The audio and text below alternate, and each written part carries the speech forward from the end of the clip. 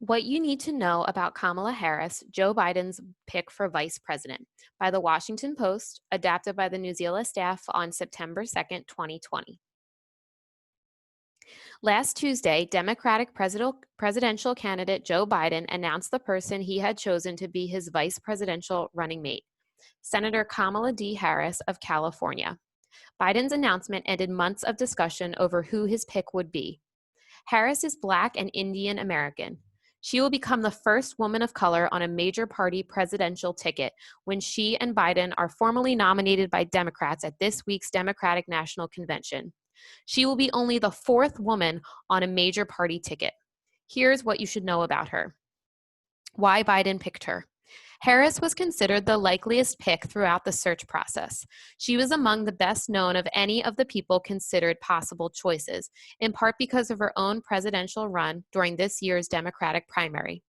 Harris did not crack above 20 percentage points in most polls during her campaign. However, she was well liked by many in the Democratic Party base, including women and Black voters.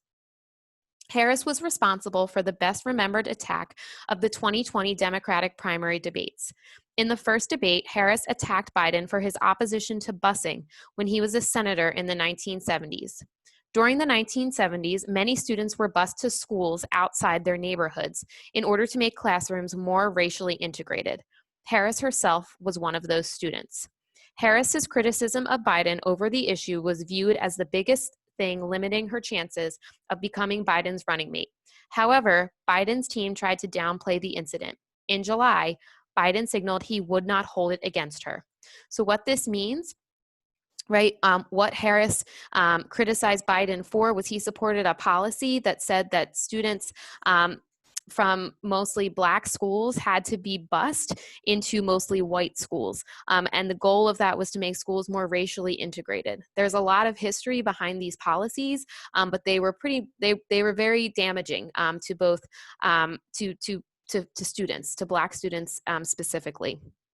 And she's saying that she was one of those students, and she was calling him out for the damage that and the pain that he had put children like her through because of that decision. Her background. Harris has represented California in the U.S. Senate since 2017, when she became the second Black woman and the first South Asian American to join the upper chamber. Before that, the Oakland, California native had been California's Attorney General, the state's main legal advisor, since 2011. So an Attorney General, this is a fancy word for basically the head lawyer, so head prosecutor. That means that she is the person who is really in charge of making decisions in really tough cases and cracking down on crime in a state, in California, which is where she served. Harris was born to parents who immigrated to the United States from India and Jamaica. Both parents worked at universities in California's San Francisco Bay Area. Harris attended Howard University, a historically Black school, and the University of California's Hastings College of the Law. During her presidential bid, she spoke often about how much the two universities had shaped her views of race and justice in America. Harris was elected the District Attorney of San Francisco in 2003, becoming the first Black district attorney in the state. She is married to lawyer Douglas Emhoff and is stepmother to his two children from a previous marriage. What she brings to the ticket. Throughout the months leading up to her selection, Harris was seen as one of the most qualified of Biden's possible picks. She was also seen as someone who would satisfy demands that Biden not pick another white man as his running mate. Biden has a strong chance of winning the presidency, and Harris was considered among the least likely to harm those chances. Her previous run for the presidency means her past record has already been closely examined. For that reason, her record meets the standards of a VP pick. Harris is 55 years old. That makes her more than 2 decades younger than Biden, who would be the oldest president ever elected if he won. Biden had faced significant pressure to pick a Black woman, so many will be pleased by Harris's selection. While Biden has been tough on Trump, he has also been less critical of Trump supporters. He has done this in hopes of winning their support and not blaming them for their 2016 vote for the Republican Party. Outside her presidential run, Harris was best known in Washington for asking tough questions during congressional hearings. She has challenged several people Trump attempted to appoint to key positions. The skills Harris has gained from years as a prosecutor make her an excellent public speaker. Those skills could be useful in the October debate with Vice President Pence. Harris was not a top pick for the left wing of the Democratic Party. So when we say the left wing, we mean folks who are usually more progressive, so people who may have been Bernie Sanders supporters, if you recognize that name, but people who really want a lot of quick and progressive change. They felt like she wasn't going to provide that. Given the ongoing protests against police violence and racism, her background as a pro-police prosecutor and the Attorney General has caused concerns among progressives. So basically, this is saying the concerns are rooted in her role as being, right, I said, top lawyer, top prosecutor in California, and how she really did a lot to crack down on crime there. Which actually did have an impact on a lot of Black people, particularly Black youth. So that is a criticism of her, that she was behind some policies that were really, really damaging and hateful toward Black people. Harris is viewed as an establishment Democrat like Biden. This means she has been consistently involved in Democratic Party politics and gets support from the party leaders. So it is unclear whether she will create more enthusiasm for Biden among those on the left, such as supporters of Senators Bernie Sanders and Elizabeth Warren. Trump and his team have had months to gear up for attacking the vice presidential pick. They too saw Harris as Biden's most likely choice, so they have been preparing their arguments against her. The campaign statement on her selection referred to her debate attack on Biden and called her phony Kamala. So now that we've read, I'm just going to scroll back up. If you want to take a look at any of my annotations, remember we have our title here. We're going to need that. We have our author, and we have our date. Our website is up here, Newsela. We want to pay attention, right? Where she was the senator, the state, California. Right, we want to pay attention to how she criticized Joe Biden for his policies supporting busing to integrate schools, which was damaging to many Black children.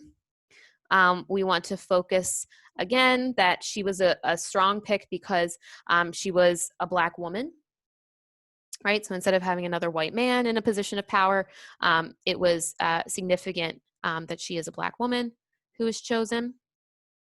We also want to pay attention here, right, that some criticism against her is that when she was the Attorney General, so we called her like head lawyer, right, you know, tough on crime, she supported policies that were very damaging and hateful, discriminatory toward Black people, particularly Black youth, because it caused many of them to become incarcerated. So we want to pay note to that. That is some criticism against her because she supported policies that were harmful to Black youth. Okay, so now that we've taken a look at that, we are going to go ahead and answer the questions in our article. I'm going to show you guys quickly how to do that. So I'm going to go back into our article of the week, right? We're here. So for you guys, it'll say in my document. For me, I'm going to open this up here. And the first thing we're going to do is we are going to evaluate this article using the CRAP method. So this is what we just learned. So I provided the chart for you here right from the slide. We want to go through and evaluate. How do we know this article is reliable? Here's how I want you to do it. So you're going to flip back and forth between the article. You might have yours in a tab. I have mine here. But we're going to look at each piece of criteria and find a reason why this article is supported by it. So I filled in the first one, right? For currency, we can say, well, look, this article was published very recently on September 2nd. So it's super current. So it meets that criteria. Then you're going to go through and you're going to look at relevancy. Well, what does that mean? Is it connected to your topic? Is it at your level?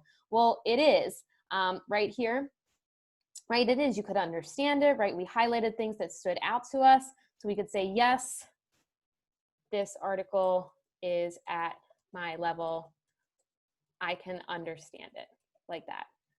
And then you're going to go through and fill out the rest of this criteria. If you're really struggling, right, I want you to put something in every box, right? Try to find the authority, try to find who wrote it, try to find another source to back it up for accuracy, try to find what its purpose is. It's better that you put something than put nothing, because if you put nothing, I can't help you make sense of this. Then you're going to fill in your publication information, right? So title, author, website, and date. We have some comprehension questions here to prove that you read the article. And then a reflection question, which you are typing here. And an external Google search, you're going to do a search for Kamala Harris, copy and paste a link into the box. Remember, when you're typing your questions, you can delete them. That's fine. Or you can type right after the question. Just make sure that it is clear and that I can read it. Once you're done, you can go ahead and submit, and you guys are good to go.